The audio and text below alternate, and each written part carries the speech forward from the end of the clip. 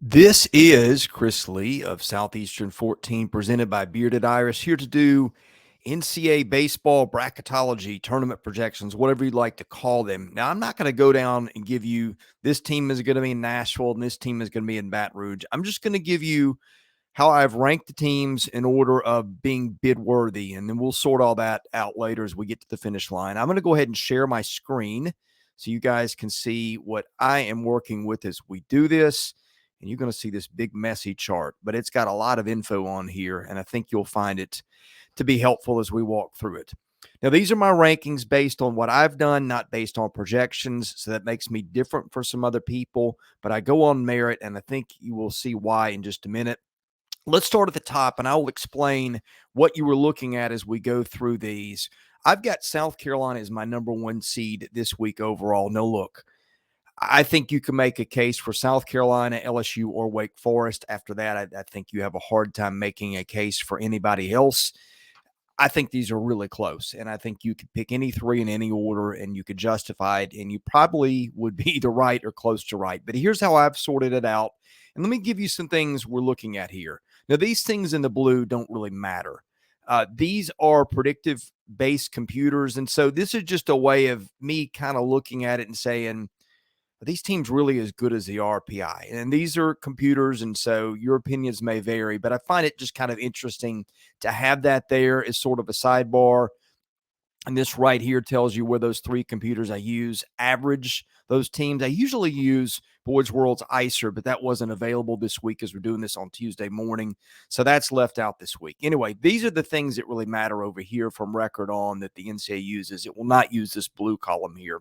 But I've got South Carolina number one, and I've done this in the order. You'll see the overall record, the conference record, the RPI strength of schedule, the non-conference RPI, non-conference strength of schedule, road record, neutral record, RPI top 25, 26 to 50, 51 to 100, 100 to 150, and 150 up. That is the way the NCAA divides these. So you look at South Carolina, and the biggest knock on the Gamecocks last week were just lack of bigger wins compared to some of these other teams in this top eight. Well, this is what South Carolina went and did. It beat Florida 3 times at home.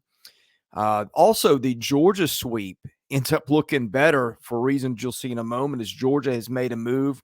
Clemson has also made a move. So those are some good wins that Carolina has that maybe weren't considered great wins a week ago. And Mississippi State, I'm not sure to do with the Bulldogs just yet, but we'll get to them later. But as you can see, South Carolina's nice wins column here as I've got these teams has started to expand. 34-6 overall. I don't know if that's the best in the country. I think it's tied with Wake Forest as I look at this. In fact, I'm almost positive that's the case. 13-4 now in sole possession of the SEC lead overall, a half game over Vanderbilt. And again, number one in the RPI. So I think you can make a pretty good case for South Carolina as the top overall seed. I'm not sure how many people will be making that, but I do this just what I think, and that's what I think this week. I've got LSU is, again, a pretty close second. Overall record, very close. Conference record, close. LSU has probably played a tougher conference schedule by a little bit so far. Some knocks against LSU, that non-conference strength of schedule, which it's really not going to matter. LSU is going to have a top 8 national resume at the end of the year. But if you're looking to nitpick and differentiate, the NCAA might use these things, and that's one reason I justified putting South Carolina over LSU. By the way, those teams, of course, split their series 2 weeks ago in Columbia, and in 2 games, South Carolina actually outscored LSU. Not that that really matters much to the committee, but in my mind, that might help separate these two teams in terms of who's better. You can disagree, and you may have good reason, but that's one reason I did it here a little bit. You look at the resume, a win at South Carolina, 2 wins at home over Arkansas, a pair of wins at home over Kentucky, 2 wins over Tennessee at home, which look a little better this week. Couple wins over A&M. This team has just been really consistent in winning weekend series, but you see the trail of wins doesn't stretch out quite as long as South Carolina's, and you could maybe knock the Mississippi State wins. We'll get to those in a minute. I'm not sure if State is in the tournament or not in the tournament at this point, but I put them on here. So anyway, I've got Carolina and LSU 1. I've got Wake Forest 3. Again, you could even make an argument for Wake to be 1 or 2. Non-conference strength of schedule hurts a little bit for what it's worth. But look, no losses. And this is really a little bit of a differentiator for the top 3 teams. I think they would have been there anyway, but no bad losses. Nothing 101 or higher in the RPI. Wake has got a couple wins over Duke that are looking better. Swept Miami, 2 at Louisville, tough place to win. NC State a couple times, swept Clemson on the road. That's a tough place to win. A couple wins over Notre Dame are looking better. I mean, maybe I should have had Wake 1 or 2. I don't know. But again, the top 3 is really close. And part of it was I sorted by this. This is the way the RPI has the team. So when in doubt, I just kind of went with that. So, and again, South Carolina, LSU, Wake Forest, in my mind, the clear top 3 teams, and there's a drop to everybody else.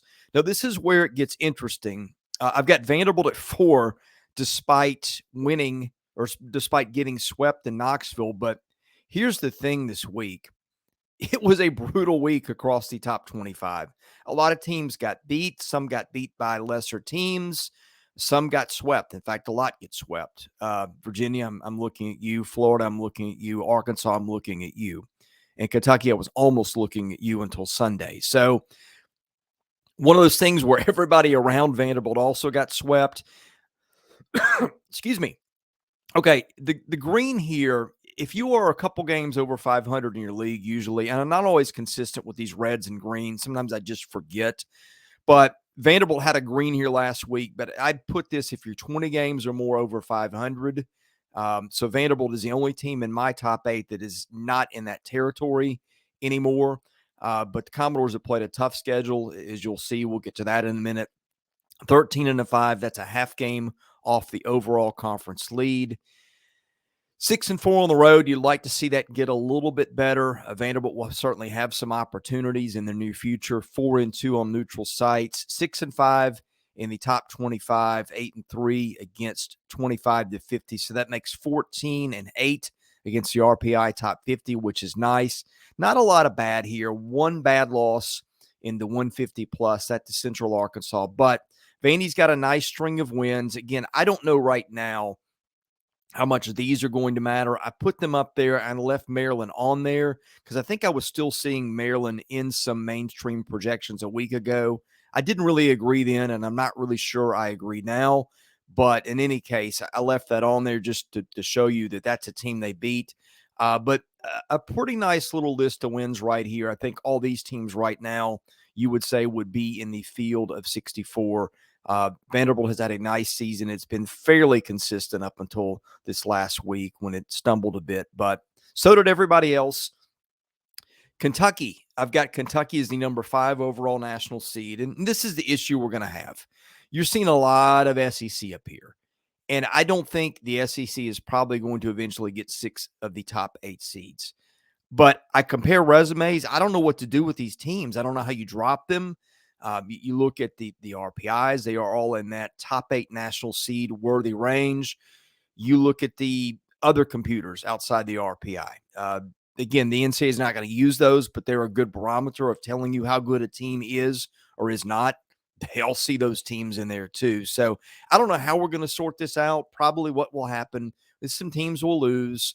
Some teams will get on a hot streak. Those will start to separate in the final weeks. But for now, rather than just start knocking SEC teams and dropping them down just because they're in the SEC, I went with resumes, and that's the way I've got it. So you go next to Kentucky, which has got the number 1 strength of schedule, the number 2 resume. And again, I know that Kentucky and a lot of brackets is not top 8, but I go with the right now. Non-conference RPI of 1. That's really good too. I don't know how you don't have Kentucky in the top 8 nationally if you do the tournament today.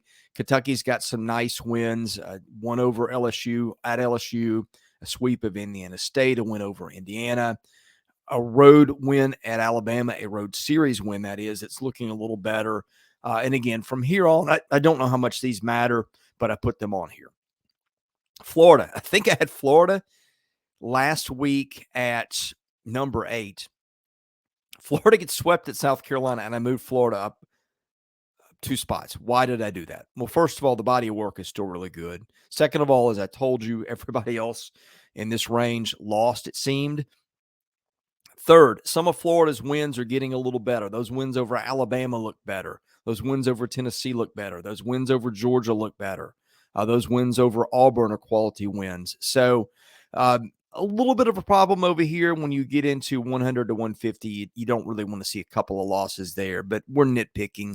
Florida's body of work overall has been pretty strong. The computers like them. The RPI does not have them as a host-worthy team, but I think you can make a case, or not a host-worthy team, a top 8 national seed, but I think you can make a case that Florida is. I could have easily put Arkansas ahead of Florida, and honestly, maybe I should have. I think this was the thing right here, and maybe some of the injuries that are starting to accumulate was one way that I differentiated. This is another thing. You don't see a lot of teams up in this territory with terrible road records. Well, Arkansas's got one and really has not played a lot of road games, period. So that is sort of the place that I jumped off with Arkansas is here and here. Those were things you really don't want to see, and Florida did not have either of those things. In fact, Florida was 8-1 on the road till it went to South Carolina and got swept last week. But Arkansas has got some nice wins. Again, Alabama, Tennessee looking a little better. The sweep over Auburn looking pretty good. I think the Razorbacks right now, you have a hard time making the case that they are not in the top 8 nationally, unless you just want to say, hey, with all the injuries, they're maybe not going to be the same team going forward. But to me, it's not fair to make that call yet. I've got Virginia at 8. Virginia also got swept this weekend. But again, the metrics on the whole, 32-9, 6 RPI, have Virginia left in there. Coastal Carolina is a team I really don't know what to do with because I'm not sure they were as good as the RPI. 26-12 isn't a great record, but the RPI loves that strength of schedule and that non-conference strength of schedule. You see they've got some quality wins over here. I'm not sure if any of these are going to be against NCAA tournament teams. We'll get to those teams later. But anyway, it is what it is. I don't think that a team that's an 8 RPI is going to be left out of the hosting discussion. I would not put Coastal Carolina up with these teams in front of it, which is why I've got it at 9 rather than a national seed, but we'll see. Now, here's one that'll surprise you. Duke has really snuck up on people, and I find this kind of interesting too. The non-RPI computers really like Duke, which I think has had some injury issues. 27-12, 12-8 in the ACC. That's a nice record. Decent record on the road. Not great in the non-conference RPI and a bad loss over here. But you start looking at what Duke has done. It's beaten some really good teams. In fact, all these teams I think would be in the NCAA tournament today. That's 11 wins right there. That's a really nice mark. And I think Duke, to me right now, is a team that ought to host without much argument. Boston College, that 17-7 road record, I think, is going to have BC in a really solid position to host, as is this 12 RPI, as is the fact that BC is in the Northeast.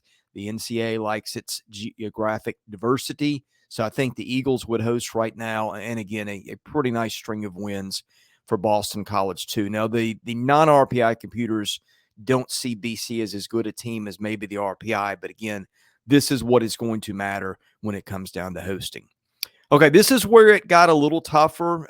I do think Oregon is a top 16 seed overall. East Carolina really stumbled this weekend and got swept. And so it knocked down, I think ECU was 7 or 8 in the RPI last week, all the way down to 15. That's still a top 16, which is kind of a good indicator that you're probably going to host, but not a lot of phenomenal wins over here. None of these against teams are going to host other than Indiana. We'll get to IU in a minute. I think just because some other teams stumbled or haven't stepped up and sort of claimed it, I think Oregon and ECU are going to host. Indiana and Connecticut are 2 teams that the non-RPI computers don't really see as host-worthy teams, along with ECU. And again, the ones I use are KPI's computer. You see that in basketball a lot. Kenneth Massey's and the Warren Nolan Illo. It's a little different, but I average those out just to get some different looks and a different feel. I'm not sure these teams are host worthy in terms of quality of teams. But again, this is the stuff the NCAA is going to look at. And RPI is in the top 16, decent strength of schedule. Connecticut, look at that road record. That's really good. No blemishes here. That's a good thing. Connecticut's got some here. I consider the 51 to, or the 100 to 150, or this tier right here. These are teams that aren't even NIT caliber if they had an NIT for college baseball. So that's a little bit of a red mark against Connecticut. 51 to 100. This is kind of the NIT tier. And not a lot of great wins over here. When you look at Connecticut, honestly, I'm not sure it's got more than one win against teams that would be in the NCAA tournament today. I don't know how much people that are doing national projections are going to look at that, but I think this is going to carry the day. A lot of ball to be played, but I've got Connecticut and Indiana hosting right now just because of those pretty gaudy RPIs, even if I'm not sure they are up to snuff with the teams in front of them. I've got Stanford just edging Oklahoma State for that last hosting spot, mostly because of that conference record you see. Again, one blemish over here, but some nice wins for Stanford. I think you could easily argue Stanford is a better team than Connecticut. But again, this is your problem. I don't think that the NCAA is probably going to – I mean, it really doesn't matter. 14, 15, 16, you're still hosting. But I've got Stanford just over Oklahoma State. You notice we've got no Big 12 teams this week in the hosting conversation. That league is a mess. And the RPI, if you compare them, 21 and 24, I think the committee is probably going to defer to that if I had my guess right now, although Oklahoma State's probably got some better wins. If you stretch them out, that list goes pretty far, although not sure that Oklahoma is actually a regional caliber team at this point. Might be, though. It's top 50 in the RPI. Texas Tech, got some questions about them. Okay, this is where we get into sort of the mid-majors. Indiana State and Dallas Baptist, really good records. And Dallas Baptist, all the non-RPI computers see that as a host caliber team, but you start looking over here, and the teams it's beaten, that's a little thin. Oklahoma State's the only team right now that DBU has beaten that I'm sure is going to be in the NCAA tournament. Got a couple bad losses over here. Road record, okay, not great. But anyway, that's hard to know what to do with Dallas Baptist. Now, we are going to get to Alabama and Tennessee next. They had interesting weeks. But before we do that, a quick shout out to our sponsor, the Bearded Iris Brewing Company. They are Nashville's home for a beer that is unapologetically itself, memorably composed and fun to drink. They offer a wide variety of hop-focused offerings like IPAs and DIPAs, as well as selected fruit sours, stouts, and a new hard seltzer. You can find them in West Nashville. Go give them a visit if you're in the area. Tell them that you heard about them on Southeastern 14, and we sure would appreciate that if you did it. Okay, Indiana State also in that hosting caliber discussion based on that RPI, but again, you start looking at who it's beaten. That list is a lot shorter than the teams around it. All right, now we get to Alabama, which I've said all along I think is a better team than people have thought. You can see what the non-RPI computers say. They've agreed with me. Alabama is now 500 in conference play. Alabama would be a slam dunk to be in a regional at this point. If you want to pick your flaws with Alabama, 17 wins over 101 plus. So they've racked up some damage against some not so great teams and not a lot of series wins for the Crimson Tide. Alabama's beaten some good teams here. I guess did get this weekend, did get a series sweep over Missouri. I don't know what that means anymore because Alabama sweeping Missouri and Columbia probably knocked Missouri entirely out of the discussion at this point, which you'll see later. But Alabama right now a solid number 2, and it really a chance, honestly, to maybe sneak in the hosting mix. Not sure how many SEC teams are going to get it. But here's Alabama's next few weekends. At LSU, home against Vanderbilt, at A&M and Ole Miss. So Ole Miss on the back end at home, a good chance to maybe rack up 3 wins and boost that record. That won't really help you in the RPI that much, but it'll help that conference record. Getting wins over Vandy, LSU, A&M, any of those teams, that's really going to move the needle. Now, the problem, 2 of those series on the road. So we'll see how that goes. But Alabama right now, a really solid number 2 seed.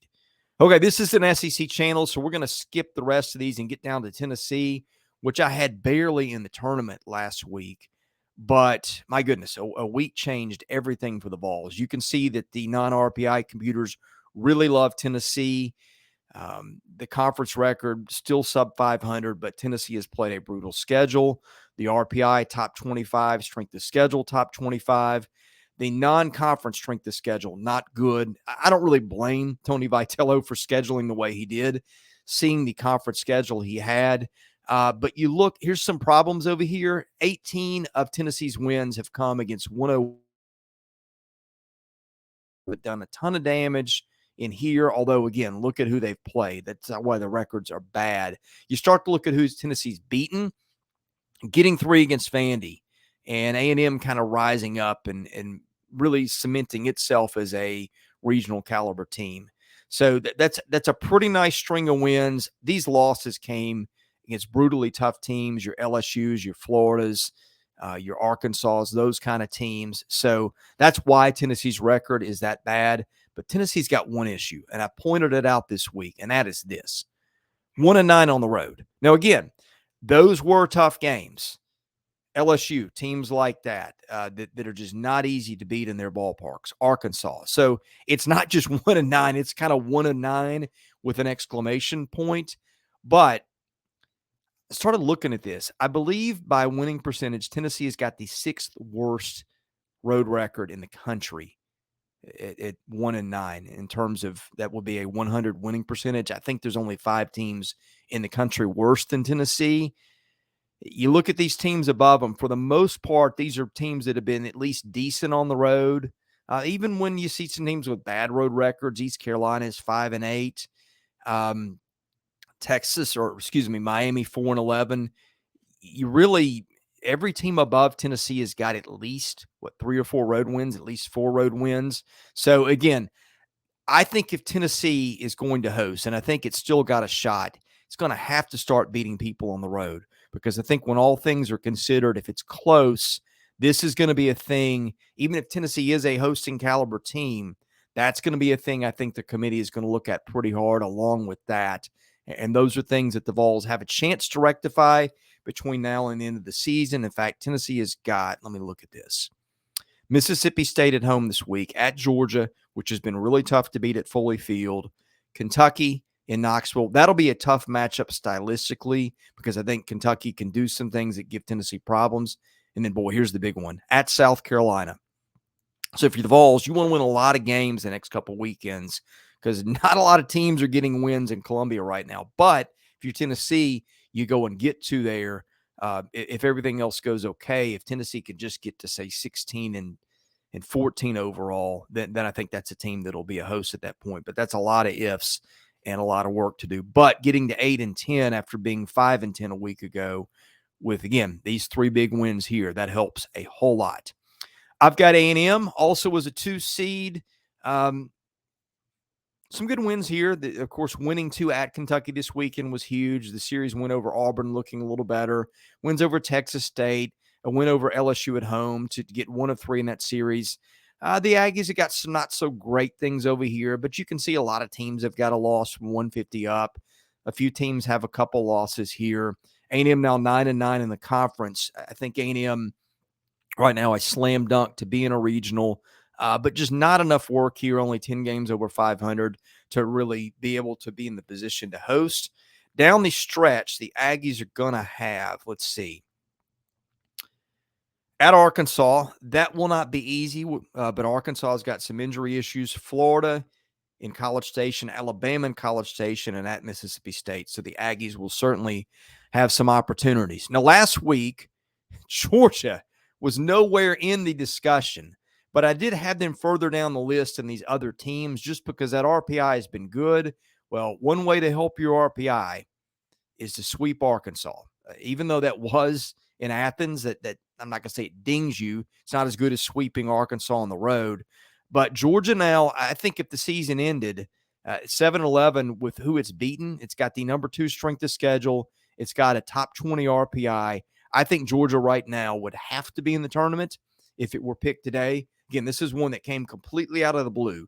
Nobody was talking about Georgia as a regional team a week ago. But the last 2 weekends, You can see these wins that Georgia has racked up at Foley Field. Also got one against Florida for good measure. The win over Clemson at home looking a little better. So Georgia right now, based on the metrics, it's going to have to win some games, and Georgia's remaining games are going to be, let's see, at Ole Miss this weekend, golden opportunity. Tennessee in Foley Field, good opportunity to get some wins with Tennessee and the way it plays on the road. At Missouri, tough to beat in Columbia, but slumping.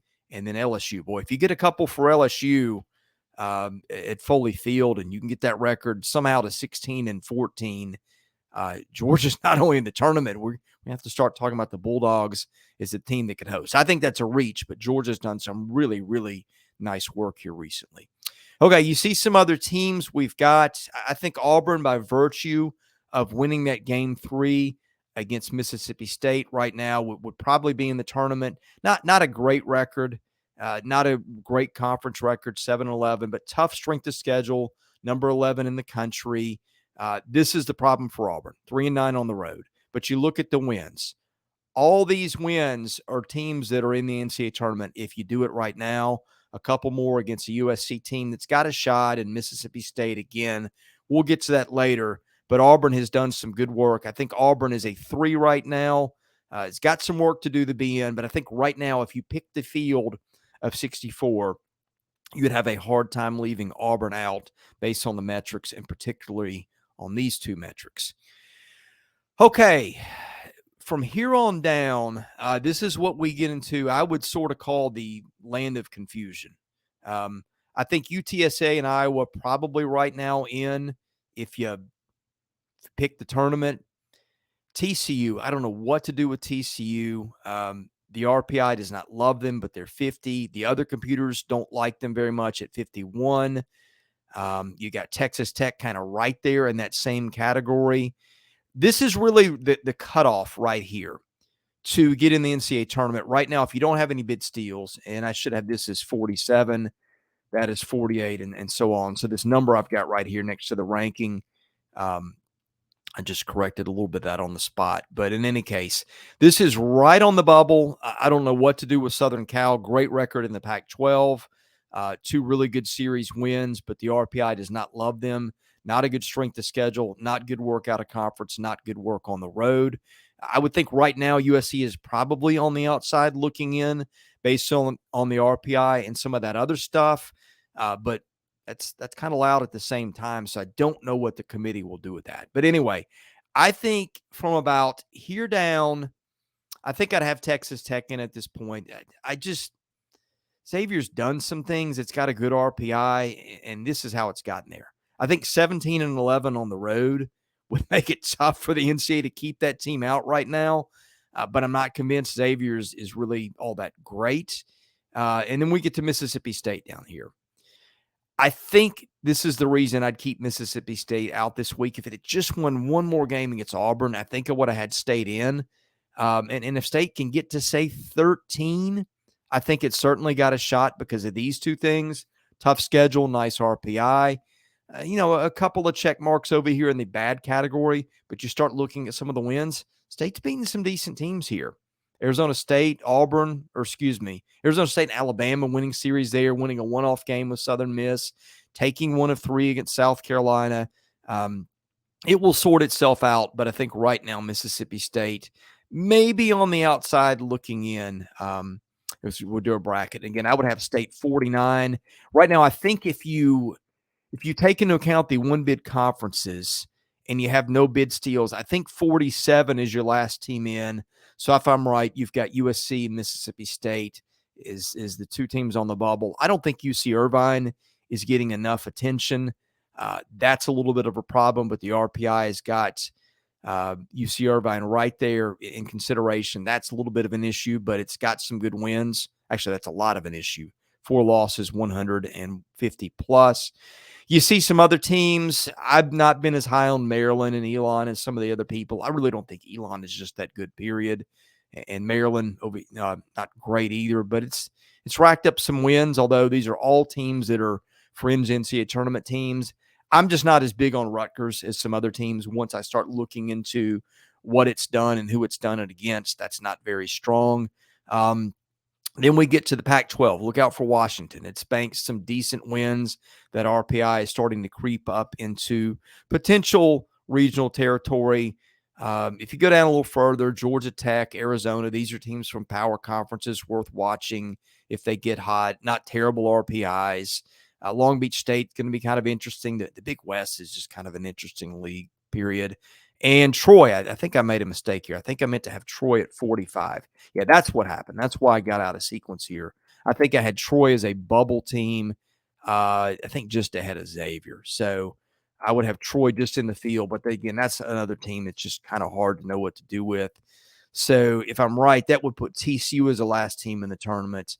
And then Texas State, USC, Mississippi State, Irvine is the first four out. And some teams down here that if they catch a heater and do something, maybe you see them start to sneak into fringe tournament contention. But I think really after about right here or so, it's getting hard to see. Washington State, 7-10 in the Pac-12, won a couple of nice series over UCLA and Oregon State. So maybe there's a chance that they get hot. But we've tried to put everybody on the board to give you a good idea of kind of all the possibilities.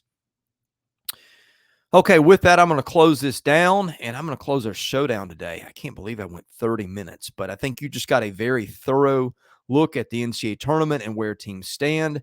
I'm Chris Lee of Southeastern 14, presented by Bearded Iris. Thanks for watching, and we'll see you again soon.